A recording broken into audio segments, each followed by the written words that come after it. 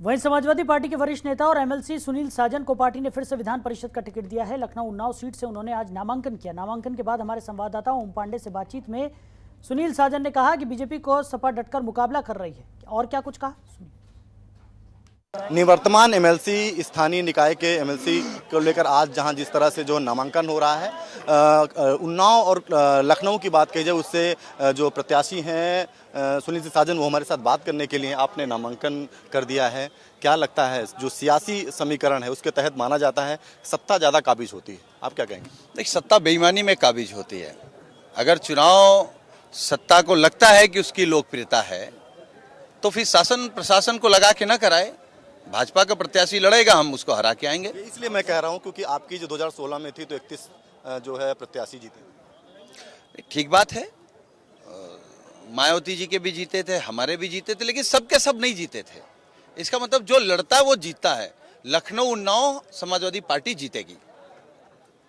परिणाम आ चुके हैं, परिणामों का लेकर मंथन भी चल रहा है। आपको क्या लगता है, एक तरफ जहां विधानसभा के परिणाम है, दूसरी तरफ एमएलसी को लेकर के जो है नामांकन शुरू हो गया है, कितना अंतर? क्योंकि एक तरफ जहां परिणाम आए हैं, दूसरी तरफ इस तरफ परिणाम आने हैं।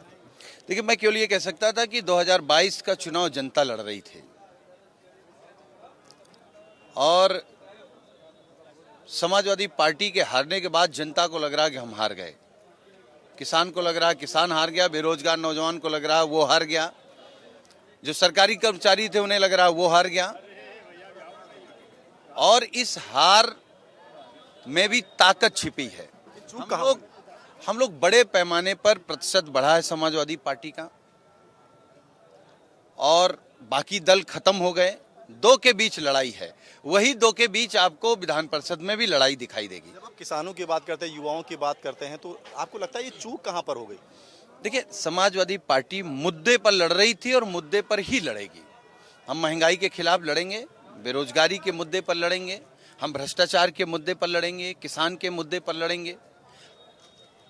राजनीति में हार के बाद लड़ाई बंद नहीं होती है, और समाजवादी पार्टी की लड़ाई महंगाई के खिलाफ, भ्रष्टाचार के खिलाफ, रोजगार कैसे मिले, पढ़ाई और दवाई के अच्छे इंतजाम कैसे हों, उत्तर प्रदेश में राजनीतिक और सामाजिक वातावरण, नफरत की राजनीति कैसे खत्म हो और मुद्दों की राजनीति हो, उस पर हम लोग लगातार काम करेंगे। युवा टक्कर दे जा रहा है। एक बार मुझे लगता है कि समाजवादी पार्टी नौजवानों को लड़ा रही है, तो युवा टक्कर ही नहीं देगा, युवा जीत करके आएगा।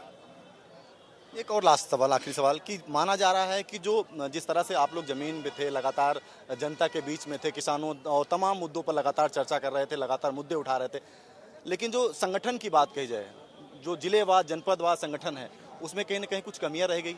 ये सत्ता पर न पहुंचने का कारण है? देखिए, जो चुनाव के बाद जो भी कमियां रह गई हैं, हमारा पार्टी नेतृत्व उस पर मंथन कर रहा है, और हम लोग उन कमियों को खत्म करके फिर उत्तर प्रदेश के किसान, बेरोजगार नौजवान की लड़ाई लड़ने को तैयार है। तो ये थे सुनील सिंह साजन जी। साफ तौर से इनका कहना है कि इस बार भी लड़ाई जो है वो 90 और 10 की है, यानी 10 अपने आप को बता रहे हैं, तो वहीं 90 अपने आप को बता रहे हैं, तो 10 जो है वो भारतीय जनता पार्टी को बता रहे हैं।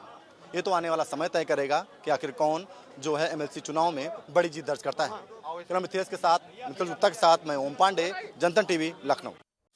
खबरों के निष्पक्ष विश्लेषण के लिए सब्सक्राइब करें Jantantra TV and press the bell icon. Never miss any update.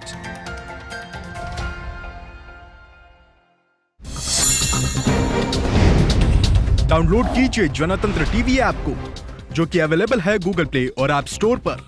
अधिक जानकारी के लिए अभी डाउनलोड करें।